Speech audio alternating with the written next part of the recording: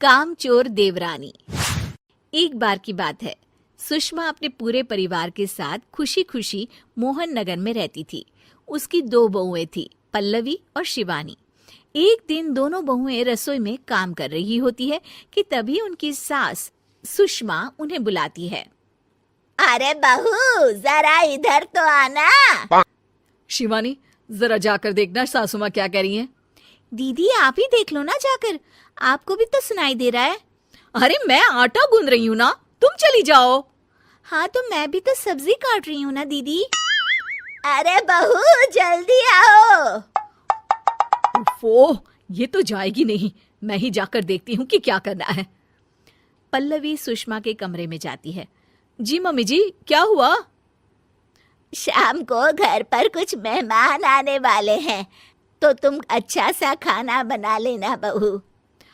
ठीक है मम्मी जी, आप बता दीजिए क्या क्या बनाना है और कितने लोग आ रहे हैं।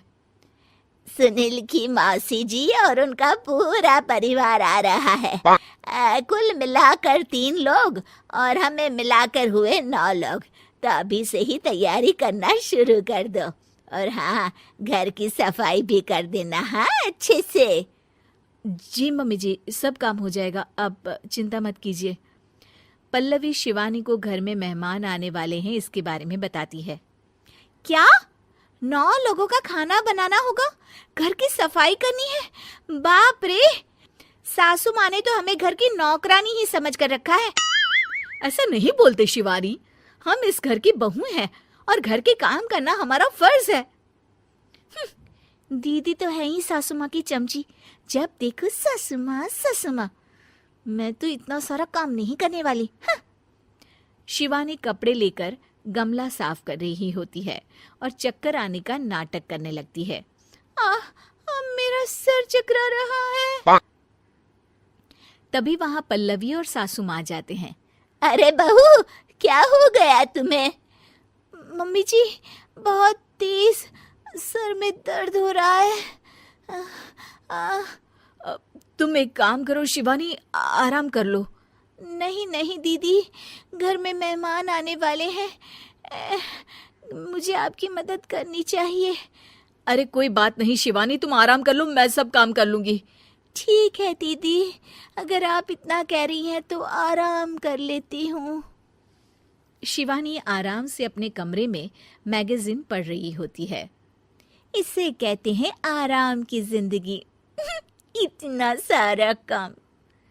चलो सारा काम खत्म हो गया, शिवानी को देख आती हूँ। शिवानी अपने कमरे में ईयरफोन में गाने सुनते सुनते सो जाती है और उसके साइड में मैगजीन भी रखी होती है। पल्लवी वहां आ जाती है और वो सब देखती है। ओहो, तो मतलब सब काम चोरी का बहाना था। अभी बताती हूँ इसको। घर का सारा काम मुझे करना पड़ा और ये महारानी यहाँ मैगजीन पढ़ रही है, गाने सुन रही है। पल्लवी रसोई से एक प्लेट और चम्मच लेकर आती है और शिवानी को थाली बजाकर उठाने लगती है। शिवानी अचानक से उठती है। उठ गई महारानी, गाने भी सुन लिए, मैगजीन भी पढ़ ली। तुम तो बहुत बड़ी झूठी निकली शिवानी। तुमने सर दर्द का बहाना बनाया ताकि काम करने से बच सको। हाँ बनाया बहाना, तो क्या करती, इतने सारे काम करती। मुझे कोई शौक नहीं है चापलूसी का। क्या चापलूसी? तुम्हें लगता है कि मैं सारे काम चापलूसी के लिए कर रही हूँ? नहीं तो क्या। तभी वहां सासू माँ आ जाती हैं। अरे बहू, वो लोग बस आने ही वाले हैं, तुम तैयारियां कर लो। जी सासू माँ, तुझे तो मैं बाद में देखती हूँ। सब खाना खाने बैठते हैं और खाना शुरू करते हैं। तभी सुनील की मौसी बोलती है। वाह भाई वाह, खाना तो बहुत ही अच्छा बना है सुषमा जी, एक एक चीज में क्या स्वाद है। ये सुनकर शिवानी मुंह बना लेती है। उसे अपनी जेठानी की इतनी तारीफ रास नहीं आती। आपकी बहुएं तो बहुत ही अच्छा खाना बनाती हैं।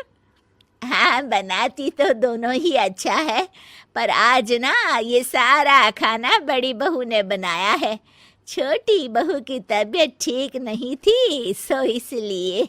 मानना पड़ेगा सुषमा जी, आपकी बड़ी बहू तो बहुत ही गुणवान है।